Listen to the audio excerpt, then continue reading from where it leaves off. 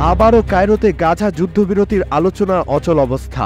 সম্পূর্ণ যুদ্ধবিরতি ইস্যুতে একমত নয় ইসরায়েল। গাজা যুদ্ধে সম্ভাব্য যুদ্ধবিরতি নিয়ে আলোচনায় আবারও অচল অবস্থার দিকে যাচ্ছে। হামাস বন্দীদের মুক্তির বিনিময়ে ফিলিস্তিনি ভূখণ্ডে ইসরায়েলের আক্রমণ বন্ধ করার দাবি পুনর্ব্যক্ত করেছে। অন্যদিকে ইসরায়েলের প্রধানমন্ত্রী বেঞ্জামিন নেতানিয়াহু স্পষ্টভাবে এই দাবি অস্বীকার করেছেন। রোববার উভয় পক্ষে অচল অবস্থার জন্য একে অপরকে দায়ী করে। মিশরীয় এবং কাতারি মধ্যস্থতাকারীদের সাথে তাদের দ্বিতীয় দিনের আলোচনায় হামাসের আলোচকরা তাদের অবস্থান বজায় রেখেছিল। যে কোনো যুদ্ধবিরতি চুক্তিতে অবশ্যই যুদ্ধের অবসান অন্তর্ভুক্ত থাকতে হবে। ইসরায়েলি কর্মকর্তারা এবারের আলোচনায় অংশ নিতে সরাসরি কায়রোতে যাননি। তবে রবিবার নেতানিয়াহু প্রায় 7 মাস আগে যুদ্ধ শুরু হওয়ার পর ইসরায়েলের লক্ষ্য পুনর্ব্যক্ত করেছেন, যার মূল বক্তব্য ছিল হামাসকে নিরস্ত্র করা এবং ধ্বংস করে দেয়া। তিনি বলেন, ইসরায়েল গাজায় যুদ্ধ থামাতে ইচ্ছুক যেন হামাসের হাতে বন্দী প্রায় 100 ইসরায়েলি জিম্মিদের মুক্তি নিশ্চিত করা যায়। ইসরায়েল সদিচ্ছা দেখিয়েছে, কিন্তু হামাস তার চরম অবস্থানে রয়েছে। তারা প্রথমে গাজা উপত্যকা থেকে আমাদের সমস্ত বাহিনী সরিয়ে নেওয়া, যুদ্ধ শেষ করা এবং হামাসকে ক্ষমতা ছেড়ে দেওয়ার দাবি জানাচ্ছে।